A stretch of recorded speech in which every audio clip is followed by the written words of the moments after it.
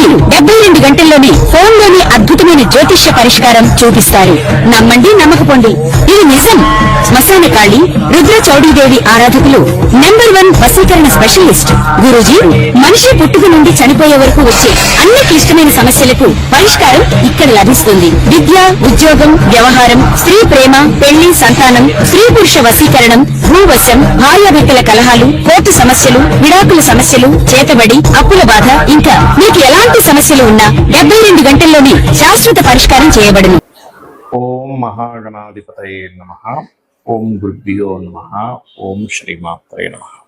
మనం ఈరోజు జూలై మాసంలో గ్రహస్థితి ఎలా ఉంది, మరియు జూలై మాసంలో ప్రతి లగ్నము వారికి, మేషం నుంచి మీనం వరకు లగ్నం వారికి, లేదా రాశి తెలిస్తే రాశిని చూసుకోవచ్చు. నేను రాశి కంటే లగ్నం ఎక్కువగా పనిచేస్తూ ఉంటుంది, కానీ ఏలినాడు శని ఇట్లాంటి వాటికి రాశి నుంచి చూసుకోవాలి.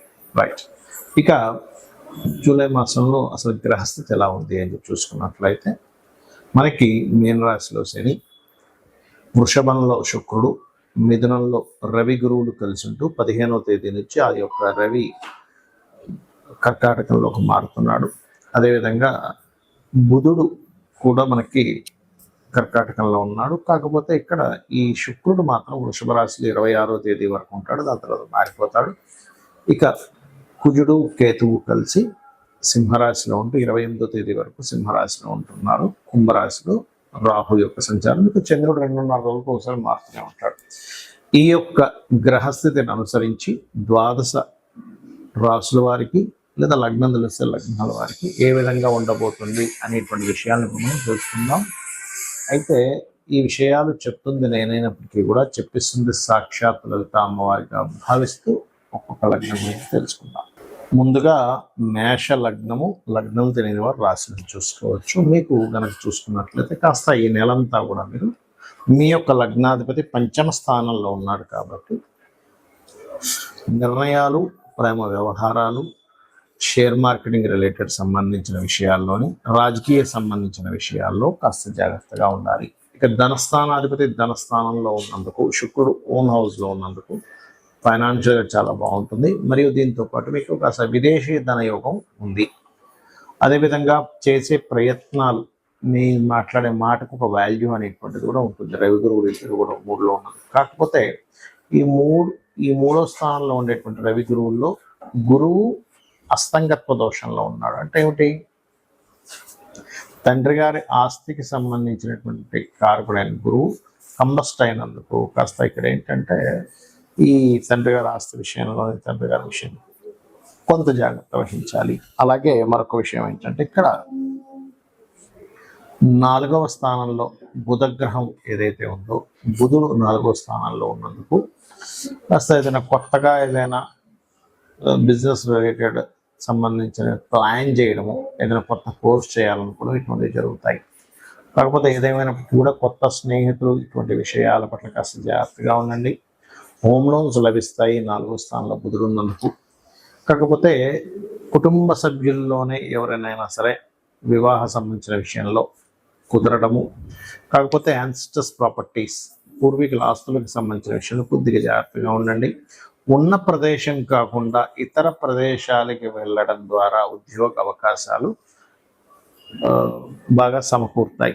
అలాగే మరొక విషయం ఏంటంటే ఇక్కడ ఈ 12వ స్థానంలో ఏలినాడు శని యొక్క సంచారం ఉంది కాబట్టి కాస్త ఏదైనా సేవ, ఏదైనా ఆలయాలకు వెళ్ళి అక్కడ సేవ చేయడం కానివ్వండి. మరియు మరొక విషయం ఏంటంటే వీటితో పాటు ఈ 12వ స్థానంలో శని ఉన్నందుకు గోశాలకి వెళ్ళి గోవులకి బెల్లం తినిపించడము, ఇటువంటివి చేయండి.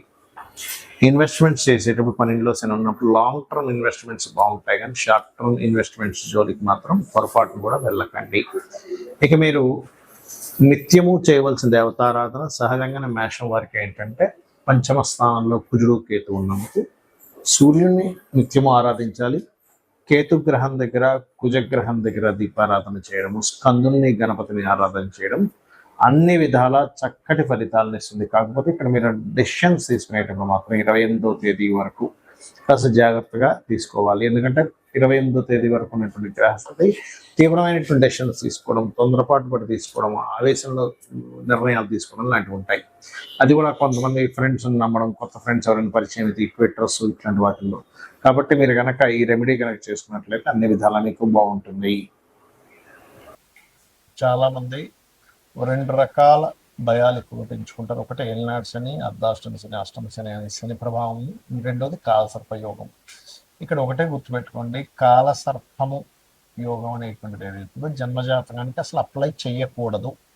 అది కాలంలో జరిగే అంశాలు. ఇప్పుడు చూడండి, కాలసర్ప యోగంలో ఉన్నందుకే యుద్ధాలు కానివ్వండి, విమాన ప్రమాదాలు కానివ్వండి, ఎటువంటి వాహన సంబంధించిన ప్రమాదాలు కానివ్వండి, లేకపోతే మనకి మీరు గమనించినట్లయితే కొన్ని దేశాల మధ్యన కానివ్వండి, సునామీలు కానివ్వండి, కరోనా ఇట్లాంటివన్నీ కాలసర్ప యోగంలో వస్తాయి. అంటే కాలానికి ఈ దేశానికి ఇలాగా చెప్పడానికి మాత్రమే.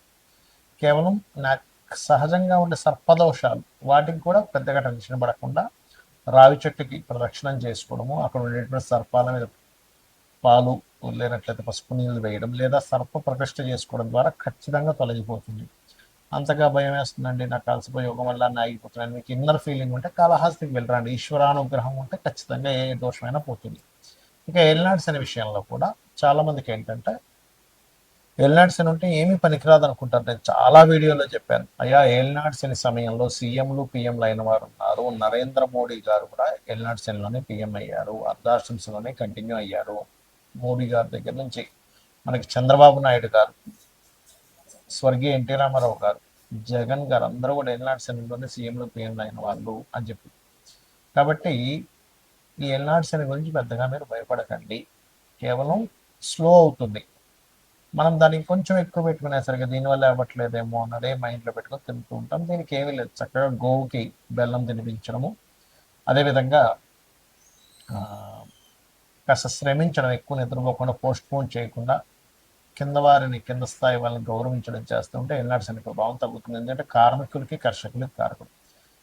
ప్రధానంగా మనం చూసుకోవాల్సింది ఏంటంటే, మన జన్మజాతకంలో లగ్నము నుంచి 12 భావాలు ఎలా ఉన్నాయి చెక్ చేసుకోవాలి. ఎదగలేకపోతున్నాము, శరీర సౌఖ్యం లేదు, శారీరకంగా కష్టమే ఉంది కానీ సుఖం లేదంటే మీ లగ్నం ఎక్కడో పాడైందంటే మీ లగ్నాధిపతి ఎలా ఉన్నాడో చెక్ చేసుకోవాలి. ధనం రావట్లేదంటే, ఎంత ప్రయత్నించినా ధనం విషయంలో చాలా ఇబ్బందిగా ఉంది అనుకునేప్పుడు మీ ధనాధిపతి ఎలా ఉన్నాడో చూడాలి.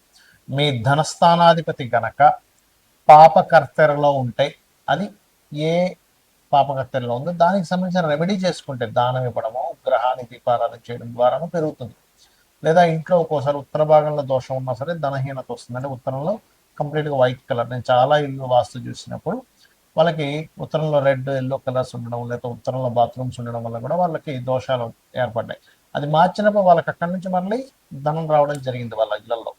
అలాగే మరొక విషయం ఏంటంటే, ఇక్కడ మీకు సిబ్లింగ్స్తో పడదు కొంతమందికి, ఎందుకు 3వ స్థానం పాడైంది. సో ఎవరితో ఏ బంధువర్గం ఉందో వాళ్ళతో పడదు, దానికి సంబంధించిన విషయంలో కొంచెం జాగ్రత్తగా ఉండడం, వాళ్ళతో కాస్త పెట్టుకోవడం చూసుకుంటున్నారు. అదేవిధంగా కొంతమంది ఫలానా చదువుతున్నామండి కానీ నాకు ఎందుకు ఆ చదువు కలిసి రాలేదంటారు. అంటే ఏమిటి, మీ ధనాధిపతి వేటి మూలంగా దానికి సంబంధించి చదవడం మంచిది. అంటే మీకు రవితో ఉన్నాడు, అప్పుడు ఏంటి, మీరు మెడికల్ రంగాలు, చంద్రుడితో ఉన్నాడు ఫుడ్ రిలేటెడ్ లేదా ట్రాన్స్పోర్టింగ్ రిలేటెడ్, గురువుతో ఉన్నాడు టీచింగ్, బుధుడితో ఉన్నాడు బిజినెస్ మార్కెటింగ్, ఇట్లా ఒక్కొక్కటి. శుక్రుడితో ఉన్నాడు అందానికి సంబంధించిన, రాహుకేతువులతో ఉన్నాడు ఫార్మా లేకపోతే ఫ్యాషన్, మన ఈ యొక్క సాఫ్ట్వేర్ రిలేటెడ్ సంబంధించినటువంటి, ఇట్లా ఒక్కొక్క గ్రహం దేంతో కలిసి ఉన్నాడు, శాటన్తో ఉన్నాడు, ఆయిల్స్ లేకపోతే పురాతన సంబంధించి ఇట్లాంటివన్నీ కూడా. అలా ఏంటంటే అసలు మనకి ఎప్పుడు సరైనటువంటి యోగం ఉంది, ఇన్వెస్ట్మెంట్ చేయడానికి సరైన సమయం ఏమిటి అనేది ఆస్ట్రాలజీలో తెలుస్తుంది. చాలామంది ఇన్వెస్ట్మెంట్ రాంగ్ టైంలో ఇన్వెస్ట్మెంట్ చేసి ఇబ్బంది పడ్డ వాళ్ళని చాలామంది చూస్తారు. రైట్ టైం ఇన్వెస్ట్మెంట్ చేయించిన తర్వాత వాళ్ళు అద్భుతంగా వెళ్ళిన స్టేజెస్ నేను చాలా చూశాను. కాబట్టి ఏంటి, ఇన్వెస్ట్మెంట్ ఎప్పుడు చూడాలి, ఇన్వెస్ట్మెంట్ ఎప్పుడు చేయాలి.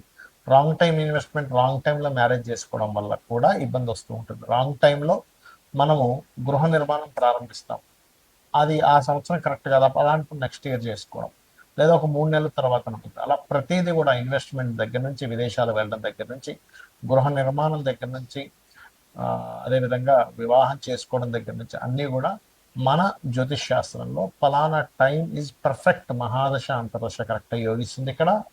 లేదా గోచారం యోగిస్తుంది. ఈ రెండిట్లో ఏది యోగించకపోయినా ఆ టైంలో మనం ఆ యొక్క శుభకార్యాలు కానీ మనకి లైఫ్లో పనికొచ్చేటువంటిది కానీ లాభం వచ్చేటువంటిది చేయడం వల్ల ఎటువంటి లాభము ఉండదు, గుర్తుపెట్టుకోండి.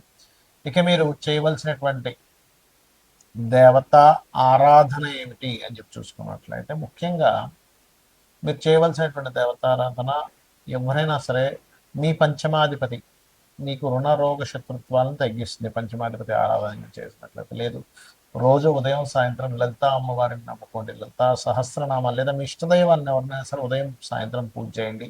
ఖచ్చితంగా మీకు ఎటువంటి గ్రహస్థితి ఉన్నా, ఆ గ్రహస్థితి కూడా మనం పూర్వజన్మల్లో చేసుకున్న కర్మ వల్ల వస్తుంది కాబట్టి ఎటువంటి గ్రహస్థితి ఉన్నా సరే ఆ అమ్మవారు తొలగిస్తుంది, మీకు ఆనందదాయకమైనటువంటి జీవితాన్ని అందిస్తుంది, అందించాలని మనస్ఫూర్తి కోరుకుంటూ శ్రీమాత్రే నమః.